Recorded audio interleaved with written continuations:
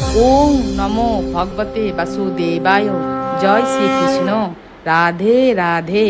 শ্রীমদ্ ভগবদ গীতা এমন এক গ্রন্থ যা মানুষকে বেঁচে থাকা সঠিক দিশা দেখায়।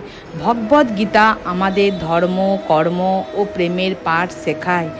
ভগবদ গীতায় জ্ঞান মানব জীবন এবং জীবনের পরবর্তী জীবনের জন্য উপযোগী মনে করা হয়।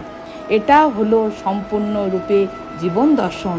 যে ব্যক্তি এটি সম্পূর্ণরূপে অনুসরণ করতে পারে সে সর্বশ্রেষ্ঠ হয়।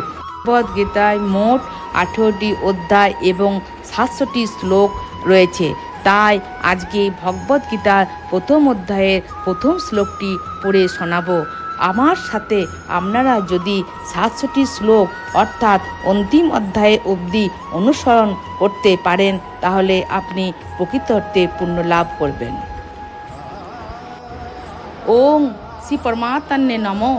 শ্রীমদ্ ভগবদ গীতা প্রথম অধ্যায়। অর্জুন বিষাদ যোগ। ধৃতরাষ্ট্র উবাচ ধর্মক্ষেত্রে কুরুক্ষেত্রে সমবেতা যুজুৎসাবং মামকাং পাণ্ডবাস্য চৈব কিমো কুর্বত সঞ্জয়। ধৃতরাষ্ট্র বললেন, হে সঞ্জয়, ধর্মভূমি কুরুক্ষেত্রে যুদ্ধাবিলাসী আমার এবং পাণ্ডুর পুত্রগণ একত্রিত হয়ে কি করল?